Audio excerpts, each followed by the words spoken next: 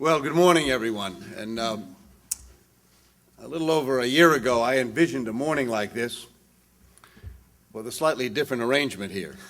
I fully expected Barack Obama to endorse my candidacy for the presidency of the United States. But I'm here this morning to do something quite differently, and I'm here to express my strong support for the candidacy of Barack Obama. This is a moment of unity in our country, a time when we need to come together as a Democratic Party and to get behind a candidacy that expresses the aspirations, the hopes, the ambitions of millions and millions of Americans. And I believe that Barack Obama has shown that, demonstrated that, not only in the campaign, but also in his service to his state and to his country. America has always been a young country, young in our eagerness to dare new ventures, to embrace transformative ideas, to be constructive, to be positive, to be confident, filled with hope.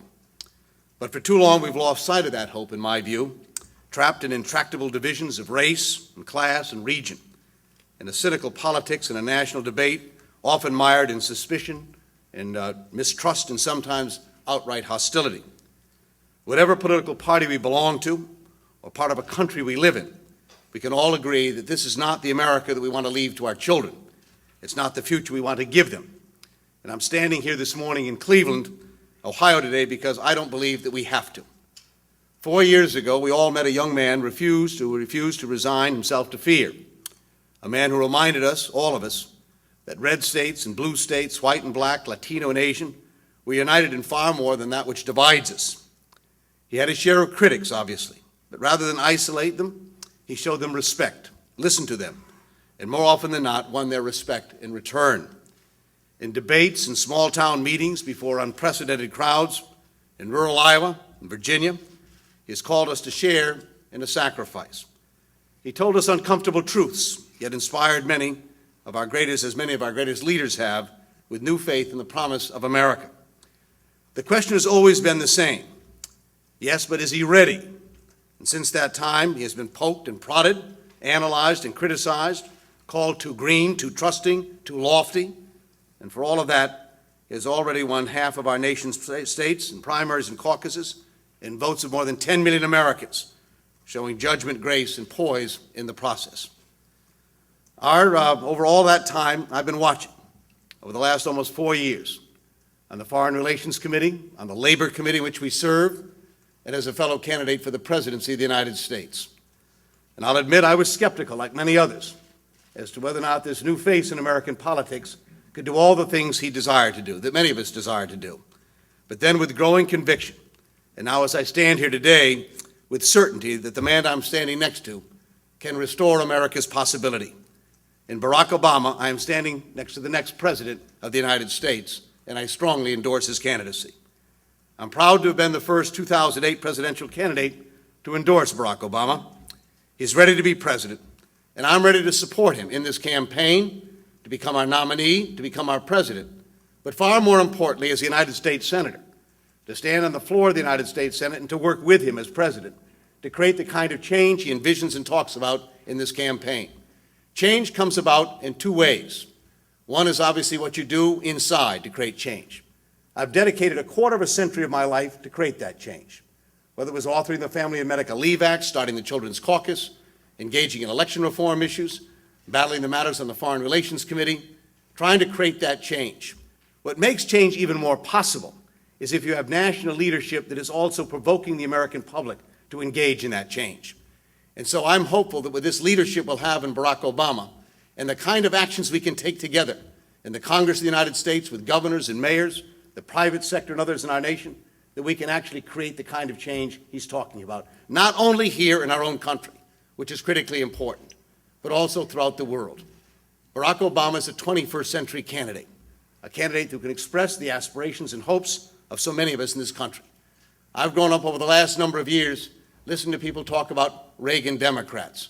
I'm now standing next to a candidate where we can talk about Obama Republicans, because his appeal is reaching far beyond the politics of our own party. It is reaching into the circles of independents and Republicans who are as desirous and anxious for change in this country as any one of us standing in this room today. And so having been an individual involved in the Family and Medical Leave Act, involved with family issues, I am completely convinced that Barack Obama will stand up for American families and make a difference. Having served on the Foreign Relations Committee, having been a Peace Corps volunteer, I am convinced that Barack Obama will make a difference when it comes to the international politics of our nation, to develop the kind of support we need to deal with global terrorism and to end the terrible war in Iraq. I'm also convinced, as a former Peace Corps volunteer, that Barack Obama will appeal and excite the imagination of younger people to stand up and contribute and give something back to our country. Barack pointed out a few minutes ago how I was inspired by a former American president. I've been asked 1,000,000 times over the last 40 years, why did I join the Peace Corps? I did because an American president asked me to. I think today we're witnessing across this country that people are asking for leadership to ask them to be involved in things larger than themselves. And this candidacy of Barack Obama, I believe, inspires that. I spoke with Hillary Clinton last evening. These are not comfortable conversations. It's not an easy thing to do, particularly when you admire and care about people very deeply, as I do Hillary Clinton and her husband, former President Bill Clinton. And I believe they've made significant contributions to our country. And I believe very deeply and sincerely this morning that Hillary Clinton will continue to make a significant contribution to our nation in the years to come. But it's now the hour to come together. And so this morning here in this state of Ohio, I appeal to Democrats, independents, and others who will participate in the primary vote here next Tuesday, in Texas, in Vermont, in Rhode Island. This is the moment for Democrats and independents and others to come together, to get behind this candidacy. I don't want a campaign that is only divisive here, and there's a danger of it becoming that. Not because the candidates want it, but too often the advisors, the consultants, others are seeking for that divisiveness. It's a far more interesting story in the short term. It is devastating in the longer term when it comes to building victories, uniting people, and making a difference. I ran for the presidency myself because I wanted to create change in my country. I believed that I could offer some ideas that might contribute to that goal. And there were those who suggested maybe just staying out of this. Why not just sit on the sidelines here and wait for the results to happen? But I decided if I truly ran for the presidency because I wanted to create change, I didn't have the luxury of sitting on the sidelines. I needed to stand up and tell people what choice I was going to make in this process. I waited some time to let this develop a bit so that people have a chance to express themselves. But I believe the hour has come now for us to make that choice, to stand up and say we're going to get behind this candidacy. This is not about the candidates themselves. I know you've heard people say this in the past. I know Barack Obama has said this, and I agree with him. I've said it on countless occasions over many years. Campaigns are never about the candidates seeking public office. It's about the people we seek to represent. It's about that family here in Ohio this very morning who may have lost a job last week and wonders where the future is going to be for them and their family. It's that person who's facing a foreclosure in Toledo or Johnstown or going to right here in Cleveland or somewhere in Texas, a family that's lost health care or doesn't have it and watching a sick child. Those are the issues we worry about, whether or not we're going to have national leadership that will bring us together to make a difference on those questions. The differences between Hillary Clinton and Barack Obama are not exaggerated. These are not, or rather have been exaggerated. There are differences, but both of these candidates care about health care, care about restoring jobs in America, care about restoring faith and confidence in our public institutions. And I'm confident together they'll make a difference in that effort. But I think the real opportunity for us to win back that White House and get us back on track again is in the candidacy of Barack Obama. When I was in the Peace Corps, I was asked over and over again by the people of the little village of Benito Monción in the Dominican Republic, where I served as a volunteer. The Spanish question was, ¿Por qué viniste? ¿Por qué viniste a Monción?